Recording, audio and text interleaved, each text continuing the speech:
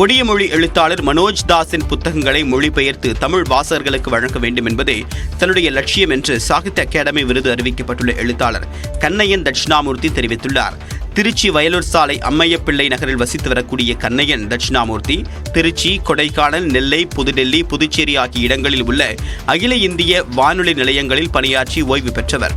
இவர் புரட்சி 1857, நமது அரசியல் அமைப்பு, இந்தியாவின் தேசிய பண்பாடு உள்ளிட்ட பல்வேறு நூல்களை தமிழில் மொழிபெயர்த்துள்ளார். இந்நிலையில்தான் மமாங்தை எழுதிய டார்க் ஹில்ஸ் என்ற நூலை கருங்குன்றம் என்ற பெயரில் தமிழில் மொழிபெயர்ப்பு செய்ததற்காக கண்ணையனுக்கு சாகித்ய அகாடமி விருது அறிவிக்கப்பட்டுள்ளது.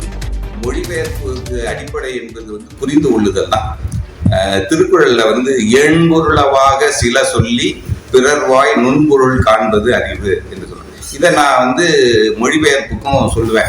எப்படின்னா, இது எண்பொருளவாக சில சொல்லி என்பது நீங்க மற்றவர்கள் சொல்லும் பொழுது அவர்கள் புரிந்து கொள்ளுமாறு மிக எளிமையான சொற்களை சொல்லு.